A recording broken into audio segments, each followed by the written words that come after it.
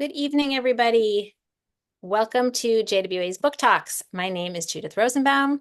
I am the CEO of the Jewish Women's Archive. I am, as always, very happy to be with you tonight. Tonight is the fourth and final session of our Fall Book Talk series, but don't worry, we'll be back for more programs after the holidays. And Shana Tova, it is almost a new year.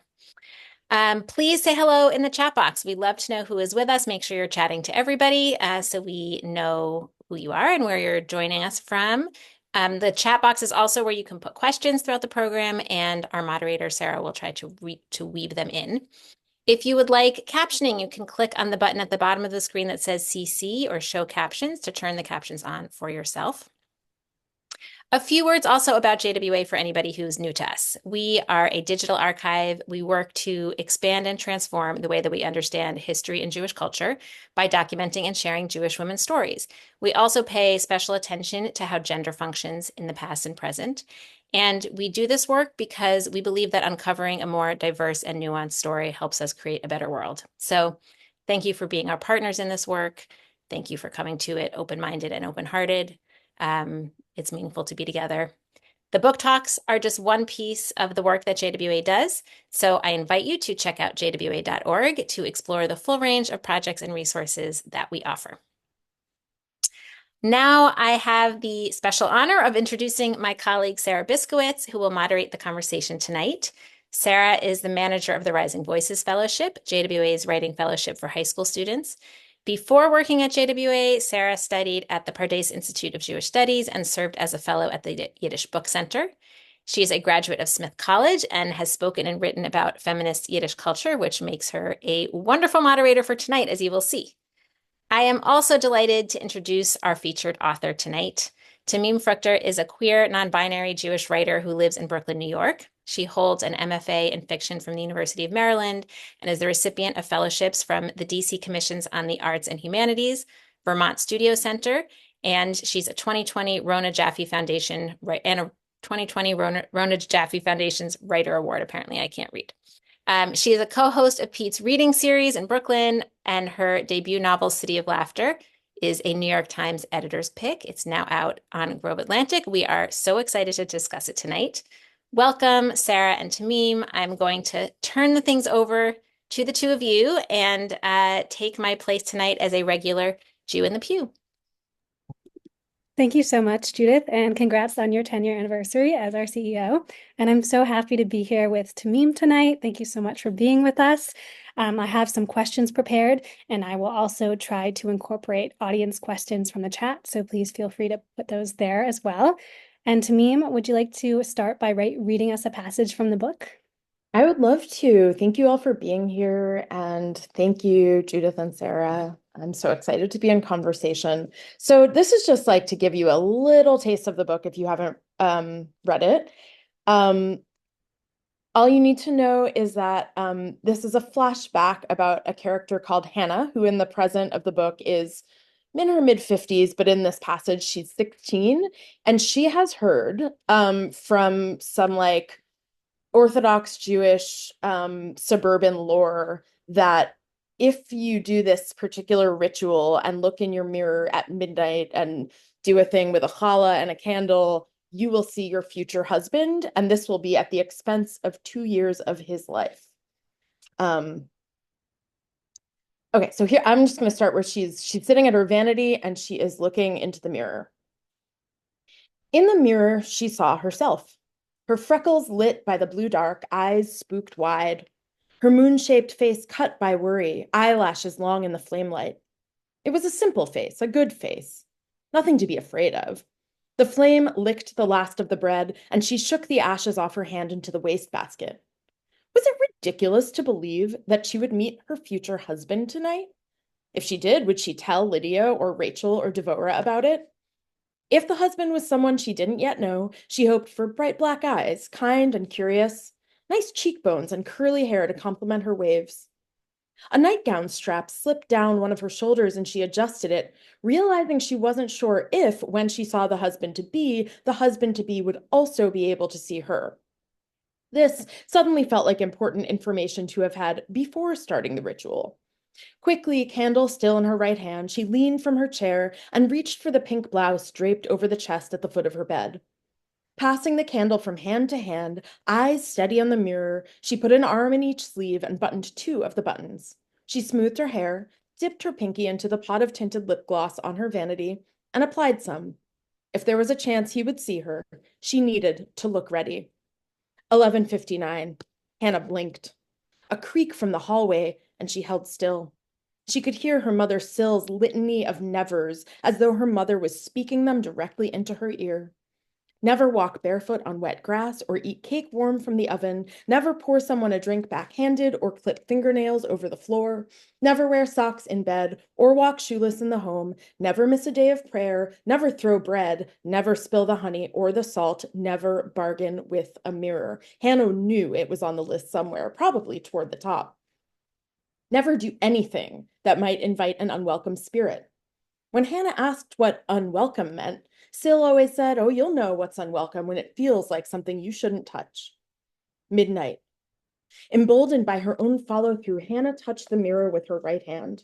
It was cool against her fingertips, and the pleasure she felt when she touched it surprised her. She pressed her fingers firmly into the glass and sucked in her breath. A little bit of hot wax dripped onto her finger. She adjusted the candle. If Hannah was powerful enough to invite in what she shouldn't, if it might actually come inside, what other power might she uncover? Her mother, she thought, was a coward, and she felt angry at all the cowardice. What was the point of not touching? Touch! And now she stroked the mirror a little bit, coaxing, felt so good.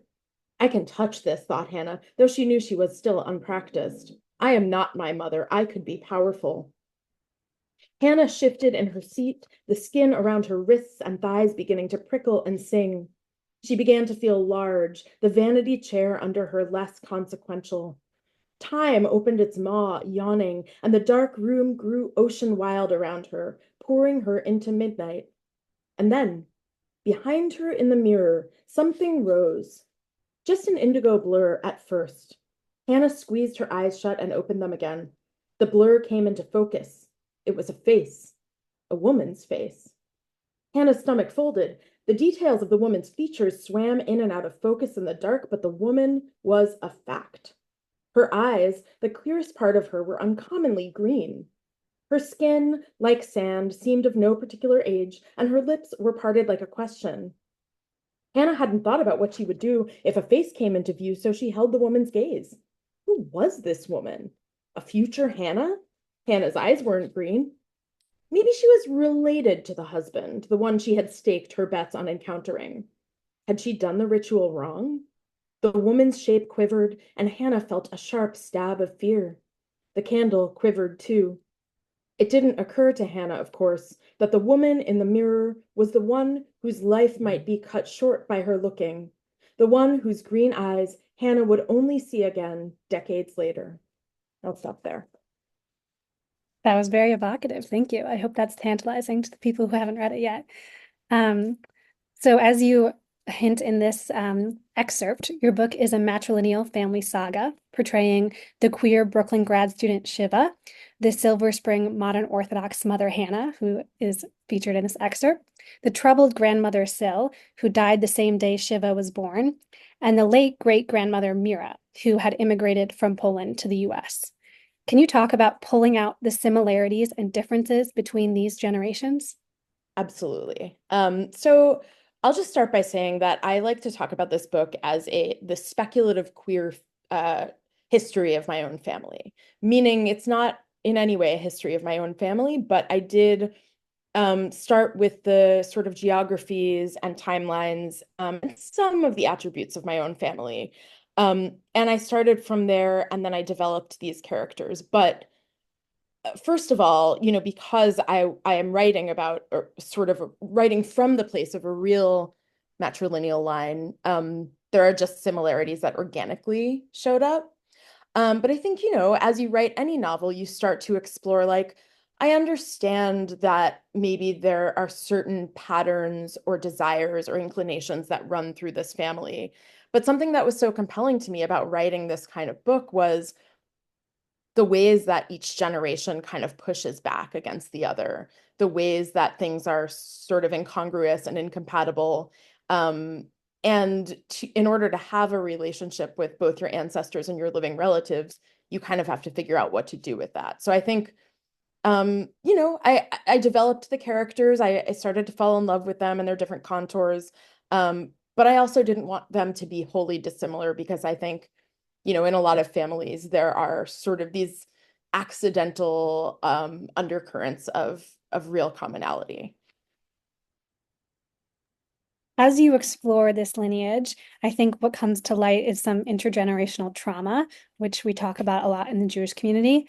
And as Shiva tries to understand and honor her Jewish women ancestors, it seems to me that she's pursuing a sort of intergenerational healing. And I'm wondering what you think of that.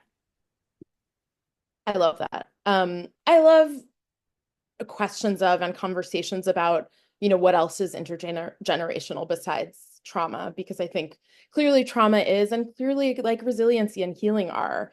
One of the pieces of lore I sort of explore in this book is also, kind of loosely based on some scholarship I read about the Dybbuk, which is a play that is prominently featured in the book as well, is also that desire kind of goes from generation to generation. And so I think I'm just really excited by the idea that there is a lot that actually moves through the generations, that, you know, energy doesn't disappear. It just kind of moves, it changes shape. Um, and I think, uh, just being a human moving through the world and sort of noticing things about myself that feel inherited. I feel really in touch with this idea that yes, there are the things we really understand that get passed down intergenerationally, and especially in an age where we're thinking more about epigenetics and really how we imprint on how each generation imprints on the next, but also just thinking about like, what am I still carrying with me from, you know, the musician I don't know about in my lineage like 4 generations ago. I don't know. And I like that it's mysterious, but fiction allowed me to kind of pull back the veil on that a little bit. Speaking of mysterious, you open the book with this figure of the Badchen, um, and that is a holy wedding gesture who performs at Ashkenazi weddings. And I'm wondering what you can tell us about this figure and why you chose to portray it in your work. So the book is called City of Laughter, obviously. I when I laugh in public, I often turn heads because it's very loud. I'm fine with that. It's like part of my like the Jewish femme way I move through the world, but I have a very loud laugh. And I learned, at some point in my young adulthood that my great grandmother was from, a small shtetl called Rupshitz. And the only person I have ever been able to find who is like renowned for coming from Rupshitz is this famous Badchen, this famous wedding jester, Naftali Tzvi. And in my own brain for a long time, I've started to be like, wouldn't it be interesting if there was something about my laugh that was like cosmically and psychically connected to this shtetl where like this Bodlin was born. And then, of course, because I was giving myself so much permission to invent folklore in this book, I thought I would, write a Bodlin, but I didn't want to write the famous one. I wanted to write a sort of queerer, less perfect one. And I also knew that I wanted the book to feel more expansive than just these 4 generations of this family. I wanted this feeling of the laughter in this book goes much farther back. Because again, I think this book is about one family, but it's also about the feeling that time and temporality and like our roots and our existence are just, they're so much more vast than we can ever see in one living moment. Yes, that's powerful. The Vatican, of course, is a kind of a counter-cultural figure because they kind of make fun of everyone else at the wedding, and in that space, they have permission to do so in a way that can be both funny, but sometimes like a little bit biting, you know? So I think it really brought a very interesting angle to the book. And that is one of the many folkloric figures you talk about. And you explain in the book how folklore as a genre is often dismissed because perhaps people associate it with women. And I'm wondering what you think when we gain when we treat folklore seriously. I mean, I think there's so much to be gained, right? The same way that, I've heard Yiddish talked about as sort of like a women's or a domestic language. Um, Folklore just seems feminized, unserious, sort of old wives' tales. The mother of Hannah, who I was just reading about, Syl, she's very superstitious. I mean, to the point of being like totally self-prohibiting. But, I think there's obviously like a quite a long history of these old wives' tales being dismissed because they are told by old wives. And sort of both literally the wisdom of actual women, but also the sort of feminization of like stories of, this is too fluffy. This isn't, if you come from a religious background like me, it's not the Talmud. It's sort of the other stuff. It's not religious, it's cultural, it's stories. And I don't know. I think I'm someone who, if people ask me if I believe in ghosts, I say I insist on ghosts. Like, yes, I believe in ghosts. I believe in a lot, but it's the insistence that makes the ghosts formidable, I think. And so I don't know. I tend to insist that stories are actually quite powerful. And I know I'm not alone in that by any stretch, but I think there's a world in which, folklore or like spells or superstitions are just dismissed as, as kind of nonsense. And I think there's a lot in them. There's a lot of history, there's a lot of meaning, there's a lot of like existential goodness. So yeah, again, I mean, I think whenever I talk about this book, I say the word permission a lot. And I think giving myself permission to really just be like, okay, my job for however many years it took me to write this book is just to like be in the world of folklore in my imagination and like be playful about it and be very serious about it. Despite folklore being dismissed by many, it had one very important um, hero, which was Shin Ansky, who was a Yiddish folklorist and writer who lived from 1863 to 1920. And Shiva researches and writes and sees her work as an homage to Ansky's ethnographic expeditions in Eastern Europe, from which we only have his leading questions that have survived and not actually the answers. And why were you interested as an author in incorporating this historical figure into your book? So I was obsessed with that ethnographic study the second I learned it existed. I mean, how could you not be? Like, it's just a collection of like very, very specific questions. Um, and I actually learned about it from somebody when I was in Warsaw. I was there for a month studying Yiddish and also kind of beginning to research and write this book. And I knew I wanted to incorporate that ethnographic study into the book, and I knew I wanted to incorporate the general sort of idea of Ansky. Um, but it's funny, there was kind of something meta happening because I have my character Shiva sort of discover Ansky and become quite like smitten with him and his work. And that sort of happened to me. Like as I was writing this novel, I didn't I didn't totally understand he was going to be such a big part of the book.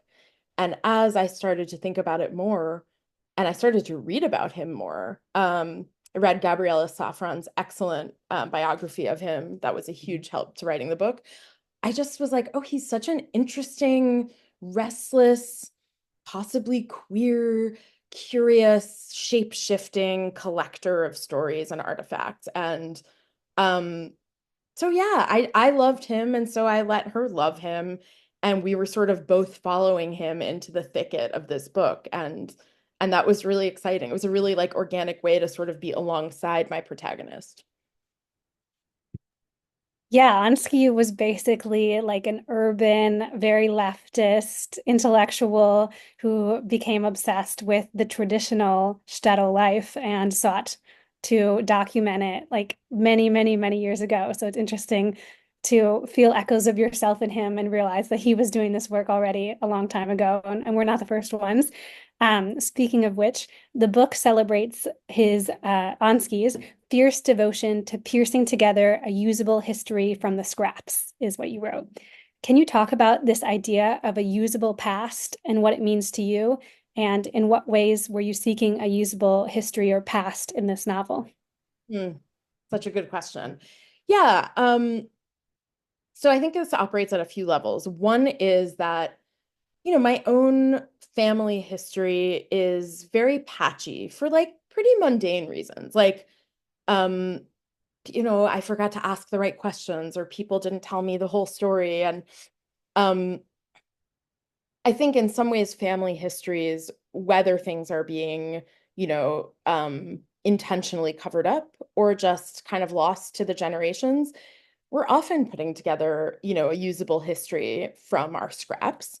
Um, but I also think, of course, Jewishness and the Jewish people feel to me like a people of putting a lore and a history together through scraps, right? So this town of this village, excuse me, of Rupshitz, it does of course doesn't exist anymore, right? This is a place that I found like a little bit of oral history about, but a lot of it I had to invent based on the spirit of the place, the spirit of my great grandmother, who I didn't know for very long. And I think, something I talk about a lot when I'm talking about this book is also like that it's a fiercely diasporic book. So I think too, especially this year, as we watch violence, as we watch a genocide unfolding in Gaza, as somebody who's like a fiercely diasporic Jew myself, who's an anti-Zionist, to me, that means the scraps of diaspora are really, really sacred, right? Like when I was in Warsaw, I learned the word Doikheit for the first time. It's a Yiddish word and it means here-ness. And it was created by the Yiddish Bund, the labor movement, as a sort of alternative to Zionism, which was about theirness, right? So I thought here-ness, like I'm here in Warsaw, I'm here in Poland where my ancestors walked. And I didn't learn as much about these places when I was growing up. And I think it's really, really particularly important to me now, as a Jew who believes that our real thriving future is in diaspora, in mutual aid, in sort of fighting oppression and looking for liberation wherever we can find it, that we need to rely on our beautiful scraps, right? And we need to, instead of relying on like a whole thing that we sort of imagine we see over there, sort of like put together a beautiful quilt of our diaspora. And that's something I really, really, that has really fueled me this year. And in fact, I think putting out a book this year that feels fiercely like sort of my homage to my diasporic history has been really, really healing because I think I'm seeing so much beauty in the way that diasporic Jewish community is coming together around, an end to oppression and violence.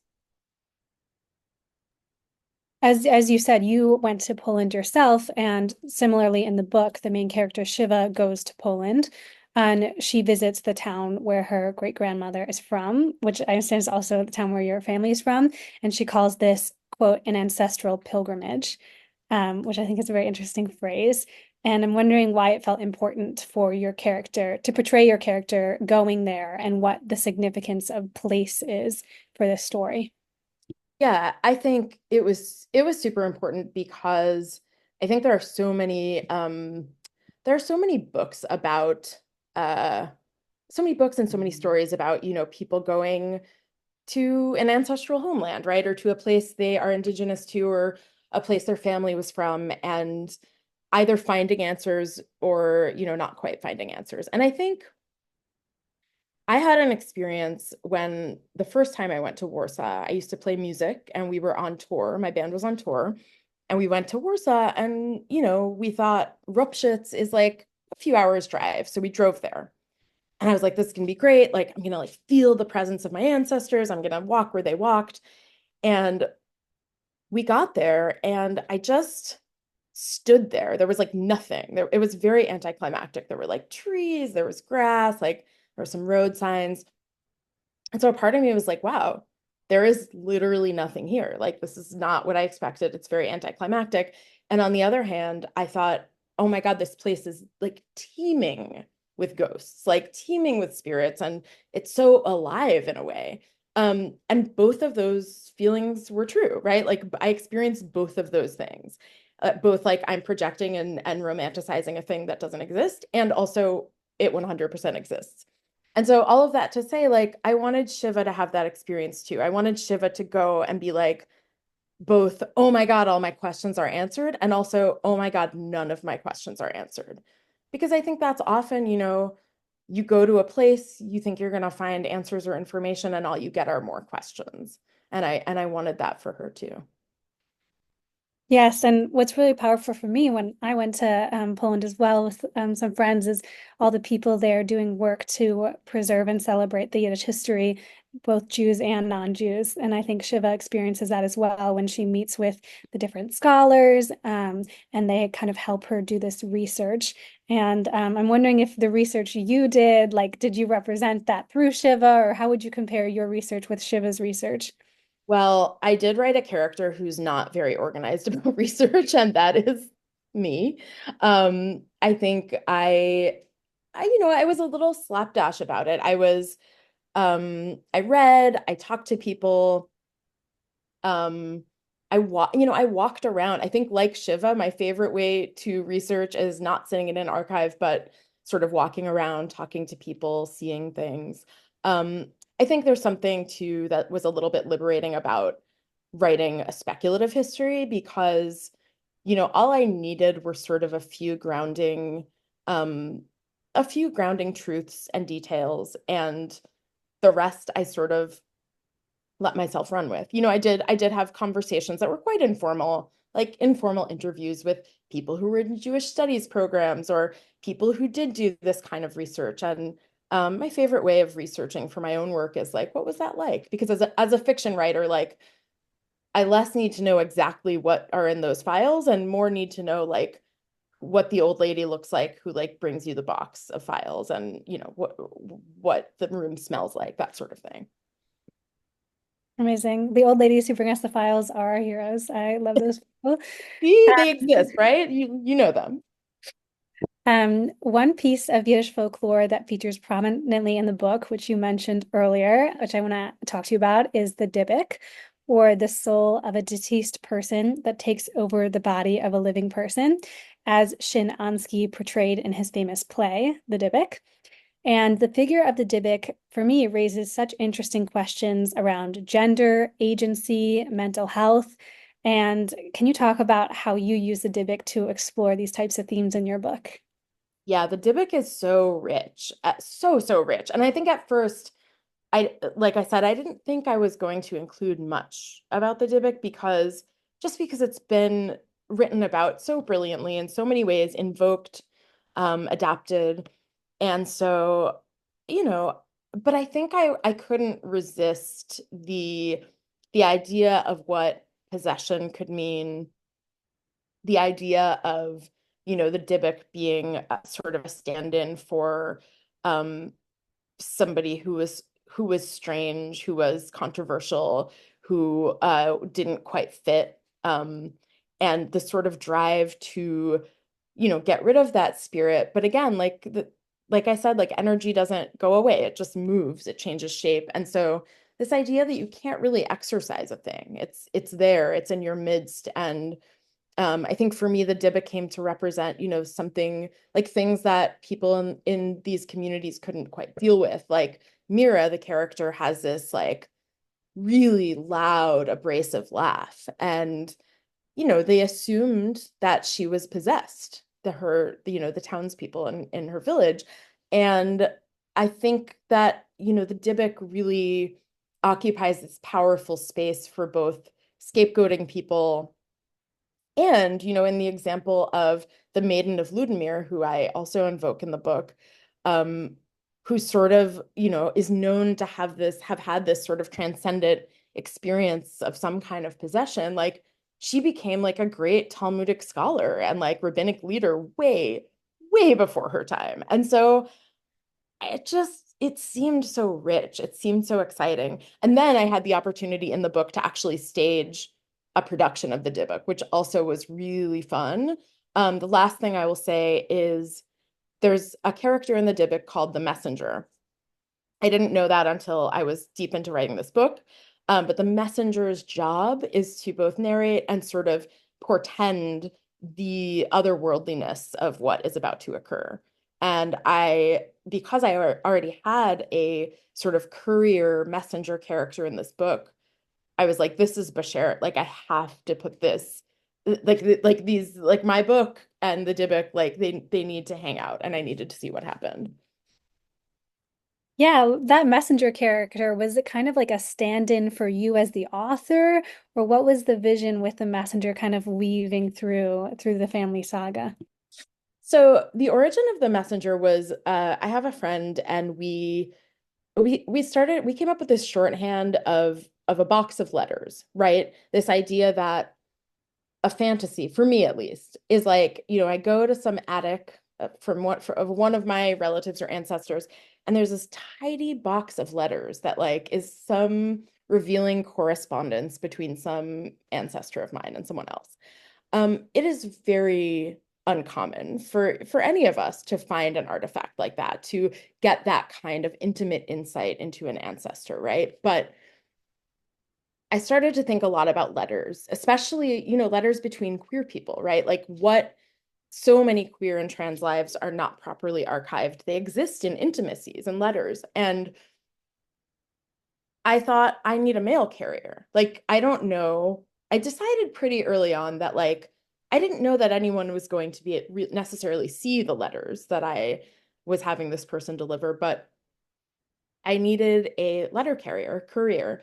I also have long had kind of an inexplicable obsession with the Archangel Gabriel, who is a messenger, who's known to be a messenger. And so yeah, I fashioned this sort of otherworldly being out of time who draws on Gabriel, who draws on the character of the messenger, and who, because this novel in some ways is just a giant folktale, it needed a storyteller. It needed someone to carry it, and it needed someone to sort of have a little bit of insight that these characters didn't quite, like to see the bigger picture. So we're speaking about Yiddish folklore, and two famous authors that wrote with a lot of Yiddish folklore incorporated into their work were Isaac Bashevis Singer, who won the Nobel Prize for Yiddish literature, and his brother Israel Joshua Singer. And historically, it's always a kind of question in Yiddish circles, who do you prefer?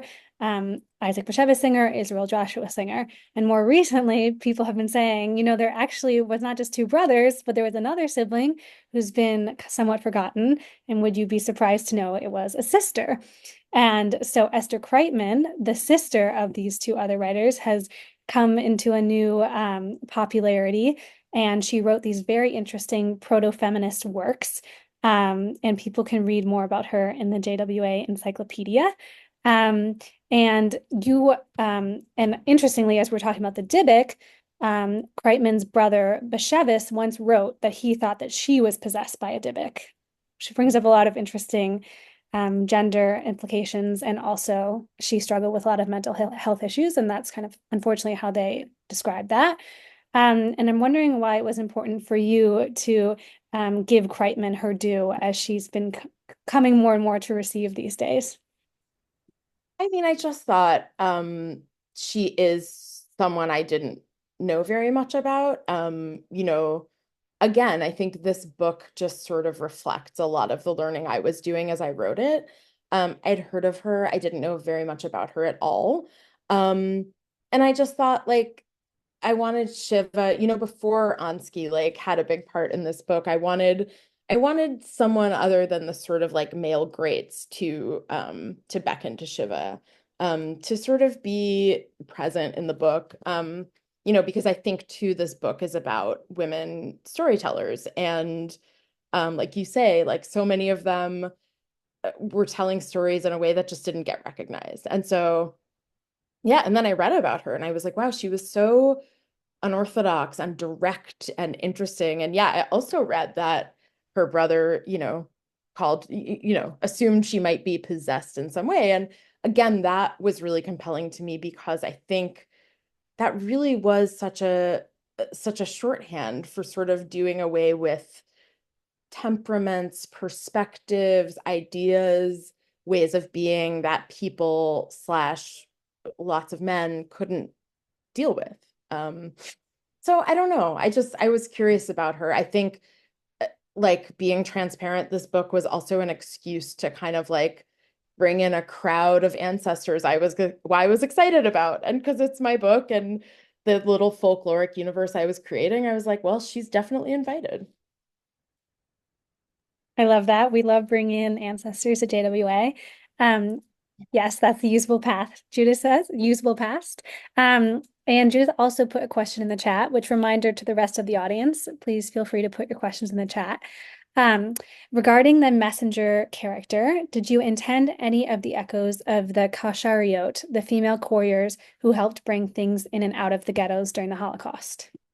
That's such a good question. No, I didn't. I did not intend any echoes, but I do think I wanted, and I knew that the figure of a messenger would be evocative. And, it's not obviously just a literal person who brings things from one place to another, but, in this book and in a lot of places, like, right, and, with these couriers coming in and out of the ghettos, like, that's, I mean, that's like critical, essential messengering, right? And so, um, I think just like thinking about the invisible or fleeting beings who bring things from place to place and don't necessarily get recognized and don't even necessarily want to get recognized, but are the carriers of something, um, just fascinates me. So I'm really glad you brought that up and thought of it, even though it's not something I was intentionally thinking about. Yes, and their invisibility gives them more power. Exactly. So you mentioned that you want to bring in a crowd of ancestors, and in one scene you portray the writer Esther Kreitman having dinner with Hannah Rachel Verbermacher, or the Maiden of Ludenmeer, who, as you mentioned, was a person assigned female at birth who kind of took on this Hasidic Rebbe figure and cultivated her own followers or Hasidim, and was quite threatening to the male Hasidic establishment. And also, you can read about her in the JWA encyclopedia. We'll put a link in the chat. And this figure has been reclaimed by many queer Jews. And I'm wondering about if you could talk about this figure and the role that the Maiden of Lubnir played in this book. Oh my gosh, yes. So when I was reading about Ansky, I actually ran into her several times in that research because Ansky was also, as I said, fascinated by her. Maybe I didn't say that, but he was apparently visited her grave, was inspired by her.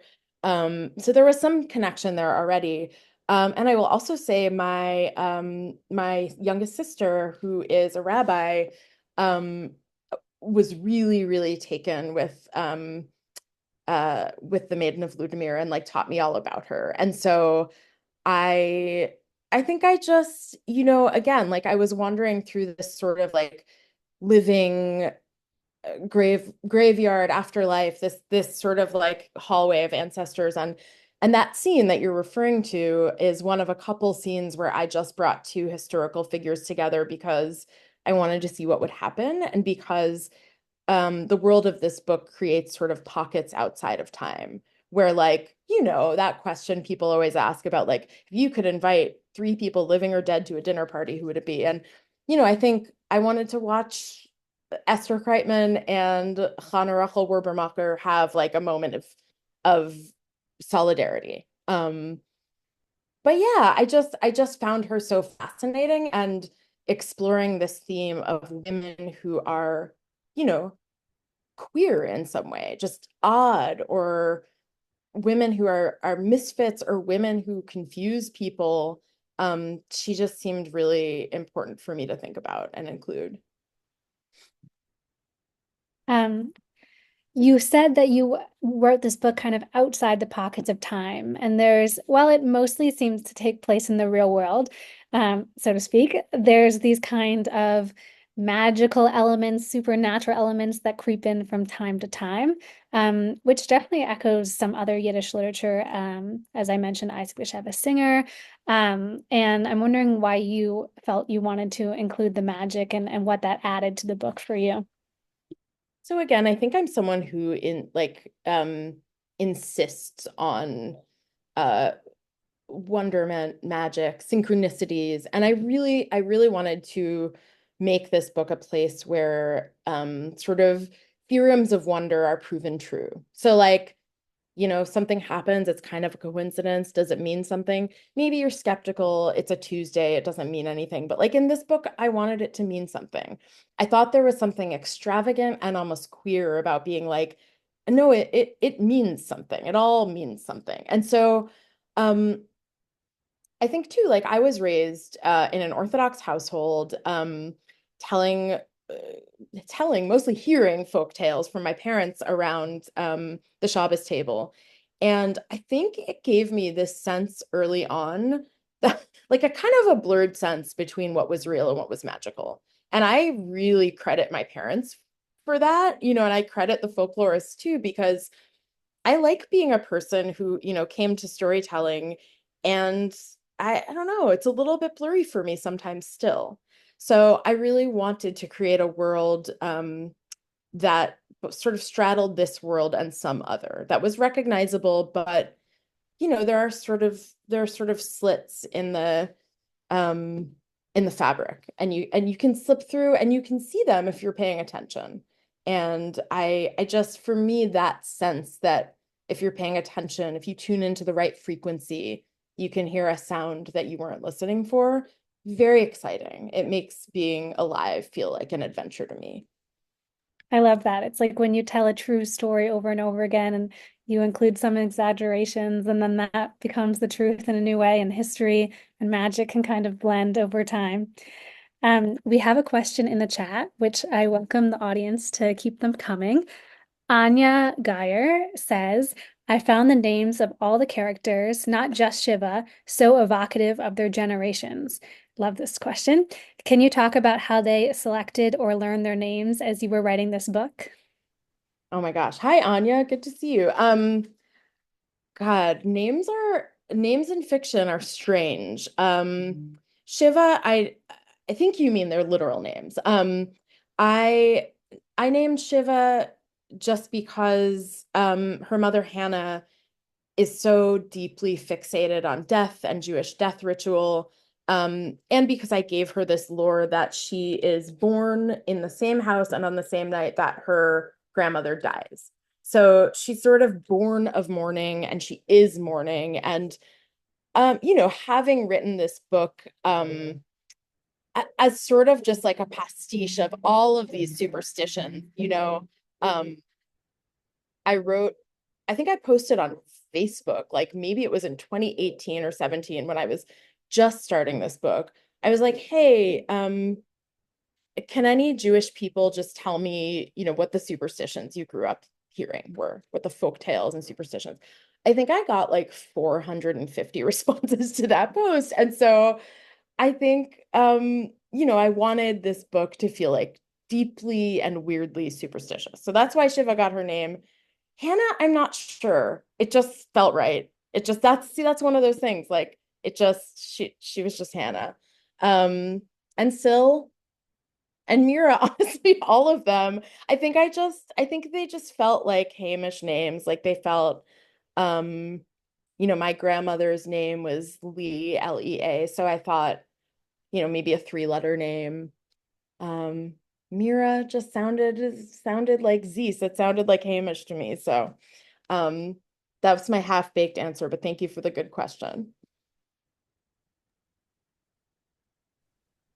In addition to the focus on laughter in the book, as you mentioned, Hannah is obsessed with death, and the book as a whole explores a lot of grief, especially through the death of John, who was Shiva's father and Hannah's husband. And Hannah is involved in this Chevra Kadisha, which is a Jewish burial society. And I'm wondering what you wanted to portray about Jewish experiences with death, dying, and mourning. I mean, as an Eastern European Jew with like a beyond healthy amount of anxiety, I think, I'm terrified of death and mortality, but by the same token, I think about it all the time and I'm obsessed with it. And it's just so fascinating to me that I think as humans in this humble way, I think so many of us, like the way we cope with the things we can't understand is to move toward them. So I worked for a long time at like a hospice, and I've always just been attracted to being closer to death. And in some ways, that's what Hannah was for me, was sort of this avatar for myself to move through that world. I've never done a tahara. I've never done like a purification of a body, but my sister has, and I've heard about it. I researched it, and there's something very permissive and exciting about being like letting yourself like just sort of dwell next to the unknown that is death, for me, but also to think about how like, you know, especially I think for me in 2024, like this profound awareness that um I'm of course going to forget who this is a quote from, and please put it in the chat if you know. But grief is love with no place to go. So just grief being sort of like you flip the coin of grief and there is love and there is joy. And so I don't know, I think that feels very Jewish to me, the sort of like deep rooting in grief, in death, in the sense of like humility and loss that is being human, and like the sort of ecstasy of what it means to be alive right next to all that. Yeah. And one very interesting way you explore death and life in the book is that Shiva is born the same night as her grandmother dies, which I think creates quite an introduction to life for Shiva that she holds on to for the rest of the book. And I'm wondering why you had the exchange of generations like happen in this very dramatic way. So again, like I think there's like a root real life event for some of these aspects of the book. And my grandmother, who Syl is not based on, but like whose sort of lifespan and geographic reality Syl is based on. She died in my childhood home. She was in hospice care, and I was in my 20s, I think, maybe in my early 30s, and we, my whole, like my siblings and my parents, we were all there, and it was a Friday night, so because of the logistics of Shabbat observance, like the funeral home wasn't going to come until the morning. So she passed away in the home. It was right before Passover. And we had the job of sitting vigil with her, right? Because you don't leave a body unaccompanied. And it remains one of the most profound and powerful experiences of my entire life, right? Just sitting there reading Psalms next to my grandmother's body. And I think, in no way to diminish that experience, but really just to like keep expanding from it.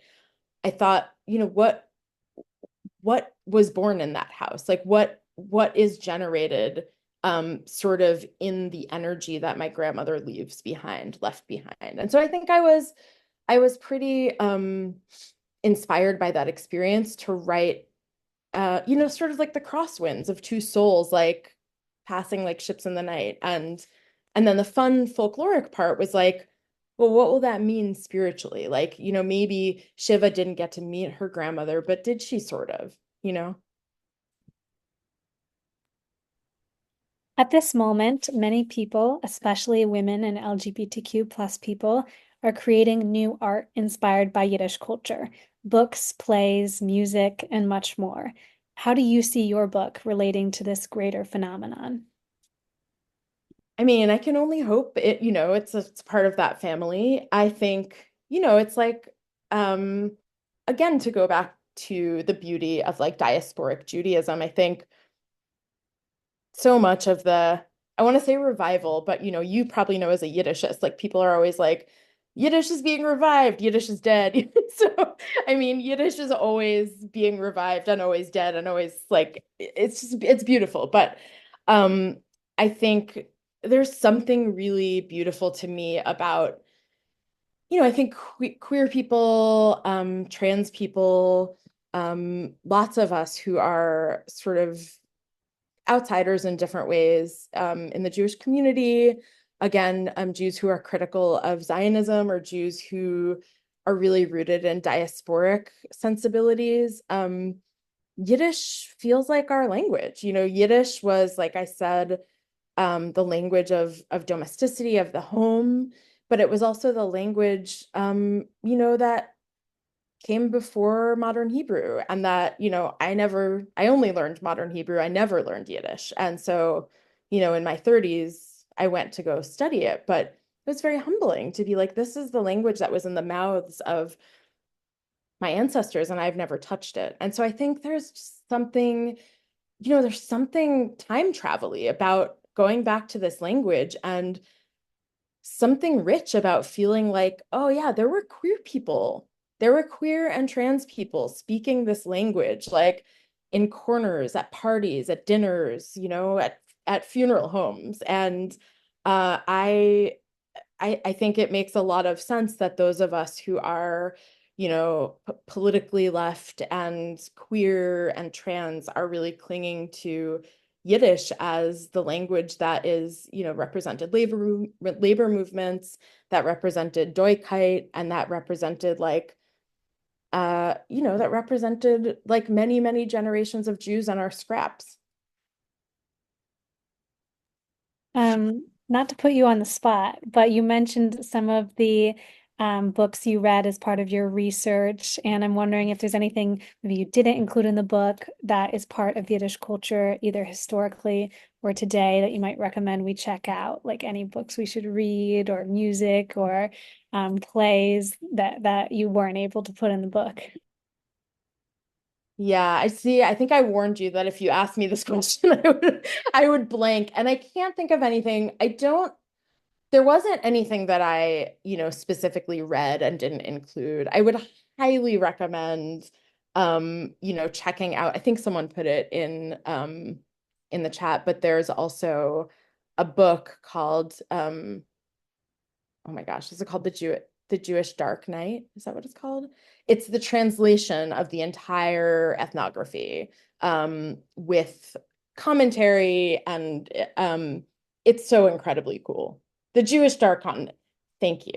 The Jewish Dark Continent, a great, interesting, cool resource. But yeah, no, I think for the sort of folkloric research for this book, I largely, I just like pawed through like the various anthologies I have in my home, and I really wanted to let it mostly organically come from what I remembered and my imagination, sort of the tropes of Jewish folklore, less than sort of specific texts. I love that. I have not read that book, so I'm putting it on my to-read list. Thank you. We have a question in the chat from Samantha Fomera, who says, I'm only partially through the book, but I'm loving the normalcy of queer love. But I wonder why this seemingly first love of Shiva dies so early in the book. It seems so soon, so many deaths. What was your hope in including this character in Shiva's path? And the icky route in which Danny leaves, many questions about Danny and kind of Shiva's love life and death and difficulty with that. Yeah, those are fair questions. I mean, I think the like humbling answer is that, as someone who's, been through my share of queer breakups, I was like, well, this person who's new to queerness, who's new to love, who's new to dating, is gonna have to experience like a pretty massive heartbreak in order to launch her on the quest I want to send her on. And so I think yeah, it was a lot to put her through. I will own that. Her father's just died. And Danny is, does not behave in a gentlemanly fashion, and was cheating on her. I guess I shouldn't spoil that. forget I said anything, but like is not a great partner.